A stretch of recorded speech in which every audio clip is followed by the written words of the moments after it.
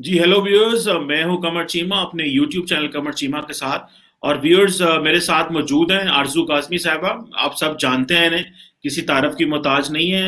आपके हर बंदे के मोबाइल फोन में इनका नोटिफिकेशन इनके यूट्यूब चैनल का आ रहा होता है। So thank you very much आरजू साहबा for thank you. Coming in the show. आज आपको पता है आरजू के प्राइम मिनिस्टर इमरान खान गए हुए थे कोटली आजाद कश्मीर में, और बेसिकली कश्मीर के हवाले से गुफ्तगू थी। 5 फरवरी है और योम यकजहती कश्मीर पूरे पाकिस्तान में मनाया जा रहा है। जो इमरान खान ने वहां पे स्पीच की है उसकी बड़ी सिग्निफिकेंस है। एक तो आपको पता है कि अमेरिका में बाइडेन एडमिनिस्ट्रेशन जो आई है उसके आने के बाद पाकिस्तान सिग्नलिंग कर रहा है अमेरिका को, और सिग्नलिंग ये कर रहे हैं कि देखें जी कि हम तो डायलॉग करना चाह रहे हैं। तो जब आप साउथ एशिया की तरफ बाइडेन का ध्यान जाए तो उनको ये पता चले कि Pakistan is seeking peace, Pakistan is asking for dialogue. ये एक मोमेंटम सा मुझे मैंने अपने बनते हुए नजर आते हुए देखा है। आज प्राइम मिनिस्टर इमरान खान ने भी ये कहा है कि हम डायलॉग करने के लिए तैयार है कश्मीर के ऊपर, लेकिन आपको जो है वो 370 को रिवर्स करना पड़ेगा। How do you see this Imran Khan offer for dialogue? Cheema साहब, सबसे पहले बहुत शुक्रिया कि आपने आज इनवाइट किया अपने चैनल पे। बिल्कुल, इमरान खान साहब की जो स्पीच थी वो मैंने देखी है, और उन्होंने जो बात की है पीस टॉक की, और ये इनके टाइमिंग्स गलत हैं। या तो इनको ये बहुत पहले कह देना चाहिए था, तो शायद ये किसी गिनती में आते, कोई काउंट करता, इनकी बात को कोई इम्पोर्टेंस देता। लेकिन अनफॉर्चुनेटली इनको बहुत देर से ये जैसे ट्यूबलाइट की तरह होता है ना, कि देर में जलती है ट्यूबलाइट, तो इनके दिमाग में कोई ट्यूबलाइट लगी हुई है जो देर में जलती है। तो इन्होंने जो है वो बहुत देर के बाद रिस्पांस किया है, और टाइमिंग भी गलत चूज की है, क्योंकि फरवरी में आपको पता है एफएटीएफ की सिटिंग्स होने वाली है, और उसमें पाकिस्तान का जो है वो ग्रे लिस्ट में है अभी तक, और वो प्रॉब्लम है सामने। तो अगर कोई देखेगा, चाहे वो कोई इंडियन हो, तो कोई नॉर्मल सिटीजन भी अगर इंडियन इस चीज को देखेगा, उनकी गवर्नमेंट को तो छोड़ ही दें, तो वो यही समझेगा कि हमने एफएटीएफ के प्रेशर में इस तरह की बात की है। अगर ये बात इन्होंने पहले कर ली होती, दिसंबर में कर ली होती, और नवंबर में कर ली होती, जनवरी में कर ली होती, तो शायद इनको इस तरह की चीज थोड़ी सी शायद वो भी सीरियसली लेते, क्योंकि वहां से भी अक्सर इस तरह की बात की गई है, चाहे हल्के फुल्के अंदाज में, लेकिन उन्होंने कहा है कि वो पीस की तरफ जाना चाह रहे हैं, और डायलॉग हमेशा इम्पोर्टेंट रहे हैं, और डायलॉग पे आना चाहिए दोनों कंट्रीज को।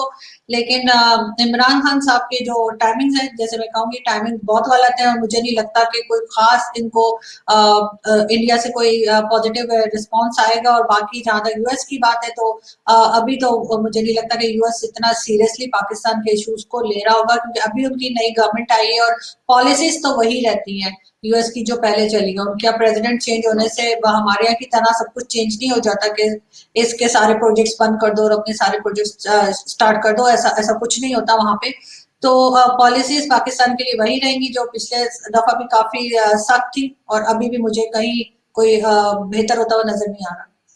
नहीं तो आरजू काजमी साहबा, आप ये नहीं समझती कि जिस तरह आप बात कर रही है कि टाइमिंग गलत है, लेकिन एफएटीएफ का इससे क्या ताल्लुक हो सकता है? एफएटीएफ तो उसका ताल्लुक तो एंटी मनी लॉन्ड्रिंग हो गया या काउंटरिंग टेरर फाइनेंसिंग है, और उसके ऊपर पाकिस्तान ने अपनी जितनी भी चेक लिस्ट है वो सारी कंप्लीट की हुई है। कुछ एक जो लास्ट टाइम उन्होंने कदगन लगाई थी वो ये लगाई थी कि पाकिस्तान की जो प्रोसिक्यूशन है, जो केसेस हैं, उसके ऊपर तेजी की जाए जो जिन लोगों के ऊपर बने हुए हैं। सो मेरा ख्याल है एफएटीएफ हो या जो बाकी पाकिस्तान के या भारत के पार्टनर्स हैं, उनको ओवरऑल इस बात को इनकरेज नहीं करना चाहिए कि पाकिस्तान का वजीर आजम 370 के खत्म होने के बावजूद और 35A के होने के बावजूद जो भारत से डायलॉग की बात कर रहा है, और उधर भारत है जो वो कह रहा है कि नहीं भाई हम तो डटे हुए हैं, अड़े हुए हैं, अटके हुए हैं, बात ही नहीं करनी। सो आप नहीं समझती कि एक एक पॉजिटिव पीसफुल जेस्चर जा रहा है दुनिया को इस हवाले से?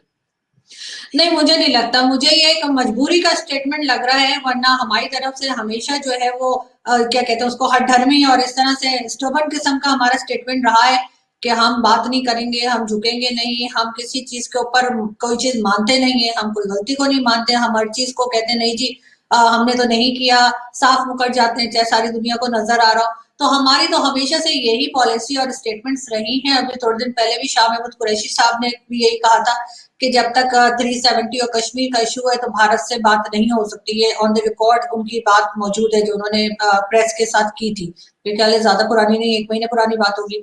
तो हमारी हमेशा से यही स्टेटमेंट रही है और एकदम से जाहिर है हमें इंडिया की इस वक्त जरूरत है, क्योंकि इंडिया बार बार पाकिस्तान के ऊपर मुख्तलिफ किस्म के इल्जामात लगा रहा है, ब्लेम कर रहा है कि कभी वो कहते हैं कि जी LOC की वायलेशन की बात करते हैं, कभी वो कहते हैं कश्मीर में जो है वो टेररिस्ट वहां से भेजे गए, कभी कुछ कुछ ना कुछ, चाहे वो सही हो या गलत, मगर वो ब्लेम गेम चलती रहती है इंडिया की तरफ से। तो जाहिर है इंडिया को थोड़ा सा कूल डाउन करना पड़ेगा इनको, वरना FATF में ये चीज हमारे अगेंस्ट जा सकती है।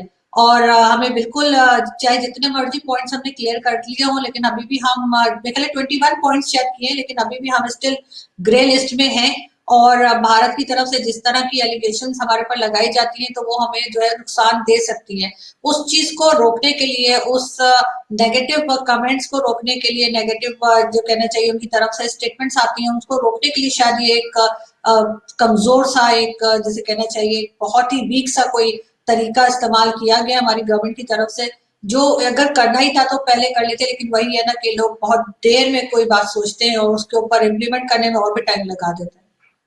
बिल्कुल ठीक है, आपका एक पर्सपेक्टिव है, लेकिन मैं जस्ट इसको व्यूअर्स को बताने के लिए कि LOC पे ऊपर तो वो भी वायलेशंस करते हैं, और हम अभी तो रिसेंटली उन्होंने कौम मुत्तहिदा की गाड़ियों के ऊपर भी गोलियां बरसाई थी, जिसका UN ऑब्जर्वर ग्रुप जो वहां पे गए थे। सो वो तो जारी बात है, एक चैलेंज है ही है। लेकिन आरजू साहबा, अगला मैं आपसे बात करूंगा कि आज आपको पता है कि प्राइम मिनिस्टर ने ये बात की जो कि बड़ी, प्राइम मिनिस्टर ने बेसिकली डिस्टिंक्शन की है। उन्होंने कहा जी कि जो मुस्लिम ममालिक हैं वो ममालिक रियासत हमें सपोर्ट नहीं कर रही, लेकिन अवाम सपोर्ट कर रही है। सो मुस्लिम ममालिक में मेजॉरिटी, पर्टिकुलरली वो जब बात कर रहे थे तो वो मिडल ईस्टर्न कंट्रीज की बात कर रहे थे, वहां अथॉरिटेरियनिज्म है, वहां पे जो किंग्स बैठे हुए हैं। तो ये आप समझती हैं कि वो अवाम पाकिस्तान कश्मीर के कॉज को सपोर्ट कर रही है और बादशाह जो है वो भूल भुलैयों में? नहीं, मुझे समझ नहीं आती इमरान खान साहब किस तरह की स्टेटमेंट्स देते हैं, उसके बाद अगर कोई मेरे जैसे पैनलिस्ट हंस पड़े तो फिर कहेंगे कि जी देखें प्राइम मिनिस्टर का मजाक उड़ा रहे। तो ये मतलब अवाम वहां की इनका साथ दे रही है, ये इनको किसने बताया? पता नहीं इनके खबरी कौन है, कौन इनको ये सारी इंफॉर्मेशन देते हैं।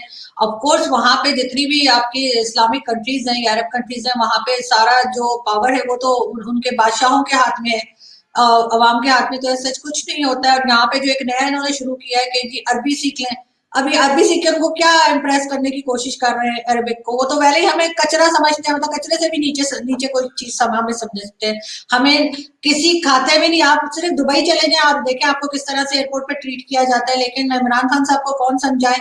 और पहले तो वो शाम के 7 बजे के बाद इस तरह की बहकी बहकी बातें करते थे, अब उन्होंने दिन में भी शुरू कर दी है। तो वो अब वो मुझे समझ नहीं आता उनको हो क्या जाता है।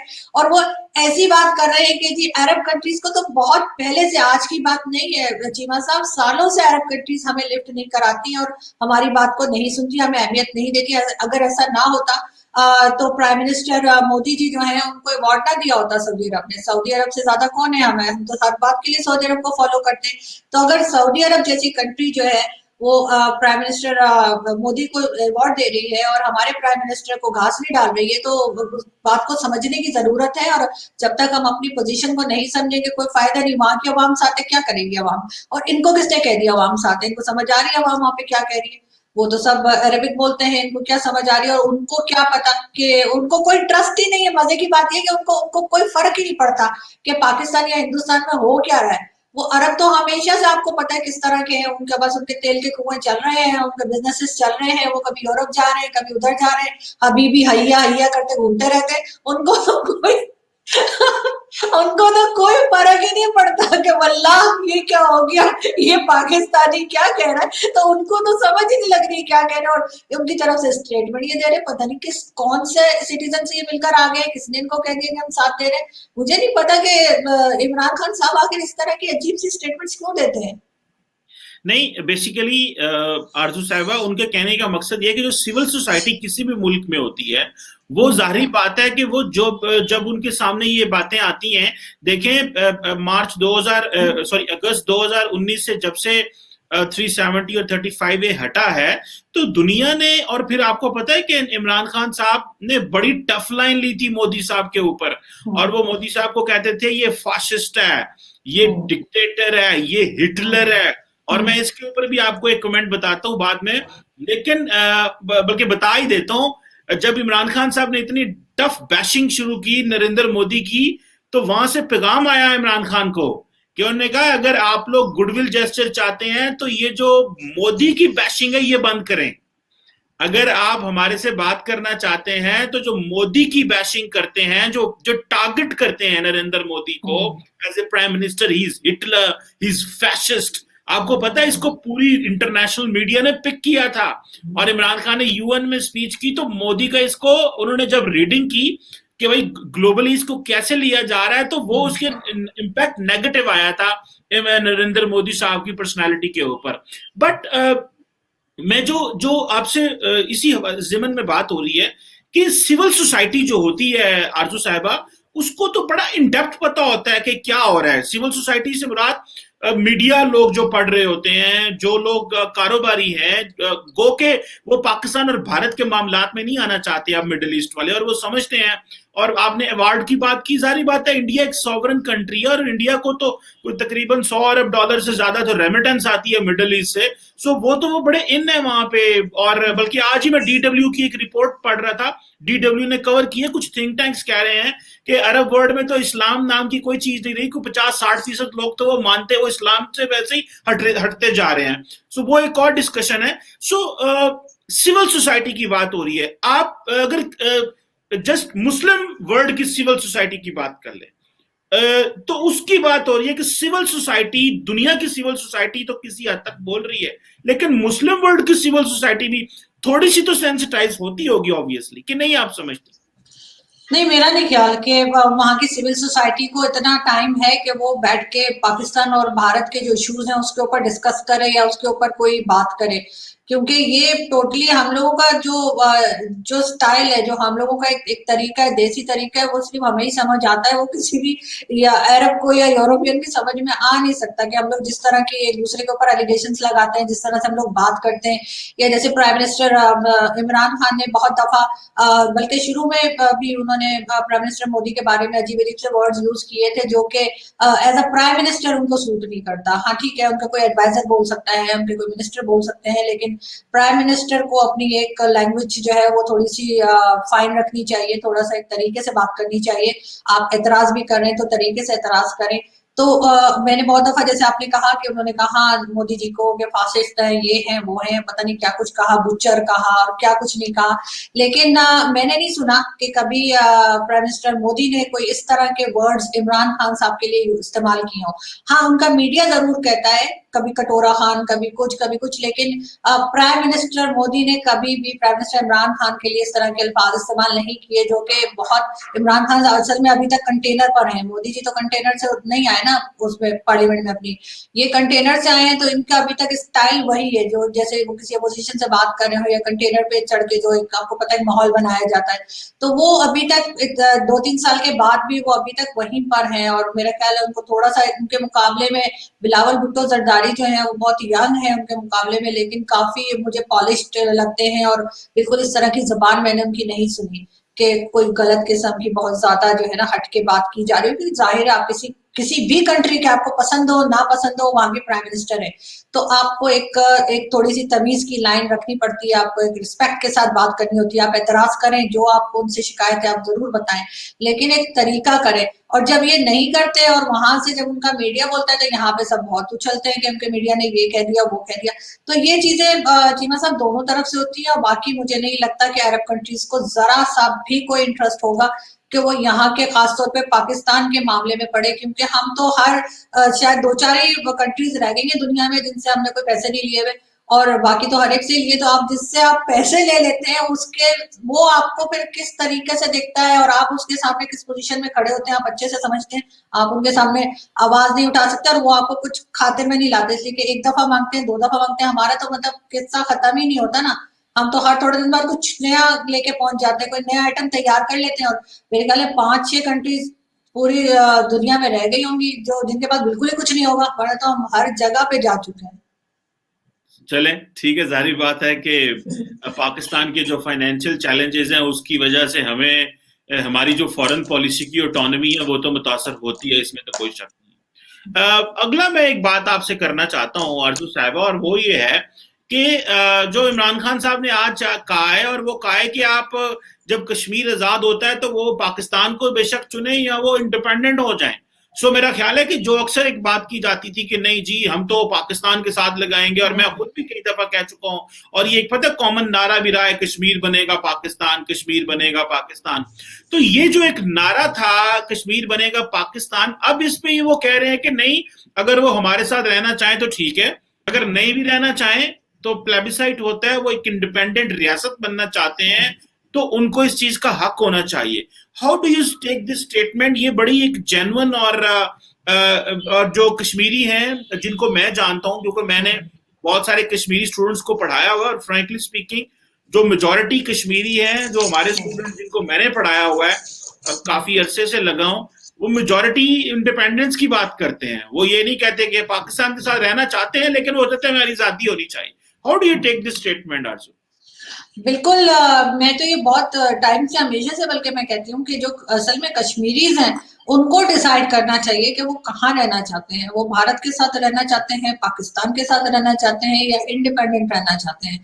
ये दोनों पाकिस्तान और इंडिया आपस में बिला वजह लड़ते चले जा रहे हैं। और जो असल में जो लोग हैं जो कश्मीरी हैं उनसे तो ये बात ही नहीं करते, ना ही वो हमें कोई खास टॉक शोज में नजर आते हैं, और ना ही किसी और फोरम पे उनसे बात होती हुई दिखाई देती है। जो वहाँ के हकदार हैं, जिनकी जमीन है, उनसे बात नहीं होती, और बाकी दोनों कंट्रीज जो है वो बिला वजह लड़ते रहते हैं। तो मेरे ख्याल से बिल्कुल ये चीज होनी चाहिए, कश्मीरियों से बात करनी चाहिए, उनसे पूछना चाहिए, और वो जो चाहते हैं बिल्कुल वही होना चाहिए। लेकिन उसके लिए वही जैसे लिखा हुआ है रेजोल्यूशन में कि पहले पाकिस्तानी फौज को बाहर निकलना होगा, फिर इंडियन फौज बाहर जाएगी, उसके बाद फिर प्लेबिसाइड करा के और फिर ये उस चीज को आगे ले जा सकते हैं। लेकिन उसके लिए तो कोई तैयार ही नहीं होता, सिर्फ ये स्टेटमेंट्स दे देकर बैठ जाते हैं। और आज ये जो एक कश्मीर डे मनाया जा रहा था और बड़ा उसके साथ यकजहती का इजहार किया जा रहा था और बताया जा रहा था कि हम कश्मीरियों के साथ खड़े हुए हैं, तो इमरान खान साहब बलूचिस्तान वालों के साथ किस वक्त खड़े होंगे? वहां पे मिसिंग पर्सन्स की बात करें तो लोगों को गायब कर दिया जाता है, यानी कोई जर्नलिस्ट भी बात करे तो वो गायब हो जाता है, लोगों की लाशें मिलती हैं। यहाँ पर जब इलेक्शन होते हैं तो किस तरह से वोट चोरी किए जाते हैं। उसके अलावा यहाँ पे फ्री मीडिया नहीं, आपको पता है मीडिया में किस तरह की पाबंदी है, और हर तरफ से लोगों को रोका जाता है। अब तो हम वो चाइना की तर्ज पे सोशल मीडिया को भी जो है कमजोर करने में और उस पर भी सेंसर लगाने के उसमें बहुत ज्यादा इंटरेस्टेड है ये गवर्नमेंट। तो अपने आपको तो ठीक कर रहे नहीं है। जो यहाँ पे कश्मीर है हमारे पास, जो आजाद कश्मीर जिसको हम कहते हैं, वहां पे हमें किसी किस्म की कोई डेवलपमेंट नजर नहीं आती। और हम बात करते हैं जी हमें वो जो है जम्मू एंड कश्मीर में वो इंडिया वाला भी हमें मिल जाए, पहले यहाँ वाले को तो ठीक कर लें। यहाँ पे तो आपने कोई ऐसी चीज दी नहीं जिससे आप अट्रैक्ट करें, लेकिन आप सिर्फ ये बात करते हैं। तो अब बड़े दिनों के बाद जो है ये इमरान खान साहब ने कहा कि जी जो वो चाहते हैं कश्मीरी वही हो। तो मैं तो ये बहुत दिन से कह रही हूँ, लेकिन बात वही है कि थोड़े दिन बाद फिर वही शुरू हो जाएंगे कि कश्मीर बनेगा पाकिस्तान। नहीं नहीं, इसमें आरजू साहबा देखिए दो तीन चीजें हैं। आपने देखिए जारी बात है कि जो कश्मीर की स्ट्रगल है, और कश्मीरी खुद कह रहे हैं कि हमने पाकिस्तान का हिस्सा बनना है, और आपको पता है कि फॉर लॉन्ग कश्मीर के अंदर पाकिस्तान के झंडे लहराए जाते हैं। और पाकिस्तान की आज भी मैं सुन रहा था कि शायद मैंने कुछ तस्वीरें भी देखी हैं कि मकबूजा कश्मीर के अंदर इमरान खान साहब के पोस्टर जो है वो लहराए गए हैं। सो इट डजंट मीन के इमरान खान साहब ये कह रहे हैं तो कश्मीरी भी यही चाहते हैं। ऑब्वियसली वो तो चलो बाद में एक पता चल जाएगा वो क्या कह रहे हैं, लेकिन मैं समझता हूं कि, और दूसरा जहां तक आपने बलूचिस्तान की बात की, मेरी अपनी जाती राय में बलूचिस्तान के अंदर इस वक्त रिट ऑफ द लैंड है, और हर वो बंदा जो रियासत की रिट को चैलेंज करेगा उसको जवाब देना पड़ेगा। किसी को लॉ एंड ऑर्डर की सिचुएशन के साथ खेलने नहीं देना चाहिए। और आज ही आपको पता है कि बलूचिस्तान में 2 धमाके हुए हैं। सो देर आर स्टिल मिसक्रिएंट्स इन बलूचिस्तान जो चाहते हैं कि, और वो किन लोगों पे उन्होंने धमाके किए, पीसफुल प्रोटेस्टर्स के ऊपर, those who were seeking and talking about the right of self determination of the people of the Jammu and Kashmir. So उनके लिए बात कर रहे थे तो धमाके हो गए। सो मेरा ख्याल है कि जो बलूचिस्तान में मैस करेगा, कराची में मैस करेगा, या फॉर्मरली फाटा, या पाकिस्तान में किसी हिस्से में भी करेगा, उसके साथ आयरन जो है ना वो डंडे वाला होना चाहिए। लेकिन एक बात आखिरी आरजू साहबा सवाल, पाकिस्तान तो ये कह रहा है कि इनको इंडिपेंडेंस मिलनी चाहिए। भारत के बारे में क्या आपका ख्याल है? वो कभी कह सकेगा कि जी, या उसको कब कहना चाहिए कि भाई ठीक है हमारे साथ नहीं रहना तो इंडिपेंडेंट रह लो? क्या उनका इतना जिगरा हो सकता है या इतना दिल हो सकता है कि जब पाकिस्तान कह रहा है कि भाई ठीक है हमारे साथ नहीं रहना तो इंडिपेंडेंट हो जाओ, जरा वो भी तो कह के देखे, वो क्यों नहीं कहते ये चीज?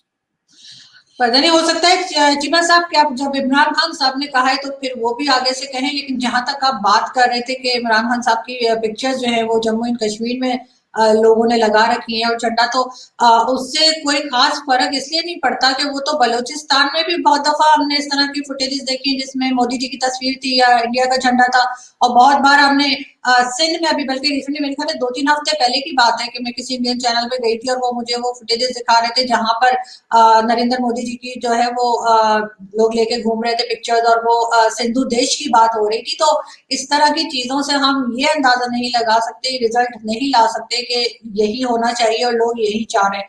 वो कोई भी ग्रुप हो सकता है जो वहां पे कुछ गड़बड़ करना चाह रहा हो या लोगों को परेशान करना चाह रहा हो। इसमें किसी भी तरफ के लोगों को खुश होने की कोई खास मेरा नहीं ख्याल की जरूरत। और इमरान खान साहब ने यहाँ पे कौन सी दूध और शहद की नहरें बहा दी हैं जो कश्मीर के लोग उनकी पिक्चर लेके और कुछ कहने की कोशिश करेंगे। कश्मीर में थोड़ा बहुत अगर काम किया भी था तो पिछली गवर्नमेंट शायद बेहतर जा रही थी नवाज शरीफ साहब की, लेकिन इमरान खान साहब ने तो कुछ खास ऐसा कुछ किया नहीं है। लेकिन साथ ही अगर बिल्कुल जो इंडियन गवर्नमेंट है उसको भी यही बात करनी चाहिए कि वो वही करेंगे जो कश्मीर के लोग चाहते हैं। अगर उनकी तरफ के कश्मीर के लोग भारत के साथ रहना चाहते हैं तो वो भारत के साथ रहें, और अगर वो इंडिपेंडेंट होना चाहते हैं तो वो इंडिपेंडेंट हो। और सेम इधर पाकिस्तान की तरफ जो कश्मीर है उसमें भी यही होना चाहिए कि अगर वो इंडिपेंडेंट होना चाहते हैं तो पाकिस्तान को उस पर एतराज नहीं होना चाहिए। दोनों तरफ के लोगों को कब तक, मतलब 70-75 साल हो गए और कितने साल इनको जबरदस्ती पकड़ के अपने साथ रखा जाएगा। जी बिल्कुल ठीक है, लेकिन जो आपने बात की कि नरेंद्र मोदी साहब की तस्वीरें पाकिस्तान में लहरा रही थी, तो वो मुझे I have yet to verify that हुआ होगा कहीं ना कहीं पे, लेकिन जारी बात है बलूचिस्तान सिंध और कश्मीर में बहुत फर्क है। कश्मीर एक डिस्प्यूटेड टेरिटरी है, बलूचिस्तान और जो सिंध है वो they are the sovereign part of the Pakistan territory. उनका और उनका कोई कंपैरिजन तो नहीं हो सकता। अगर कोई इस तरह की कोई अगर हरकत करेगा तो दैट इज एंटी लॉ, वो लॉ के खिलाफ है। तो लेकिन कश्मीर तो डिस्प्यूटेड टेरिटरी होने के नाते वहां पे लोग किसी किस्म का भी प्रोटेस्ट और वो चीजें कर सकते हैं और अपना राइट मांग सकते हैं। बट एनी हो, जो आपने बात सही की कि इंडियंस को भी ये गुडविल जेस्चर देना चाहिए और इंडियंस को भी ये कहना चाहिए कि भाई ठीक है अगर आप हमारे साथ रहना चाहते हैं तो ठीक है, अगर नहीं रहना चाहते तो कोई बात नहीं। मैं बल्कि देख रहा था कि आज वो कह रहे हैं कि जी हम कुछ 1.5 साल बाद 4G जो है वो खोल रहे हैं वहां पे। तो पाकिस्तान के अनफॉर्चुनेटली कश्मीर में 4G नहीं है, जो कि मैं समझता हूँ होना चाहिए। और ये ज्यादती है लोगों के पास फ्री इंटरनेट का एक्सेस ना होना।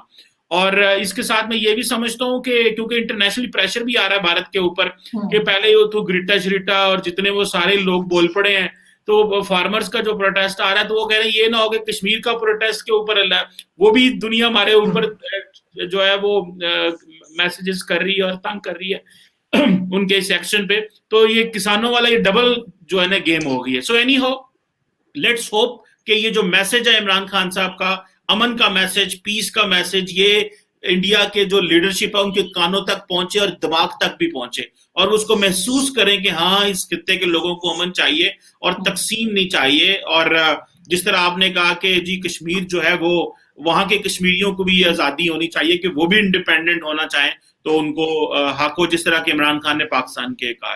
तो आरजू काज़मी साहब आपके वक्त का बहुत शुक्रिया। हमने आज इमरान खान साहब की इस तकरीर को, जो मैसेज है उनका, उनकी जो ऑफर है डायलॉग की, उसको डिस्कस किया और समझने की कोशिश की। Thank you very much. Thank you so much. Thank you.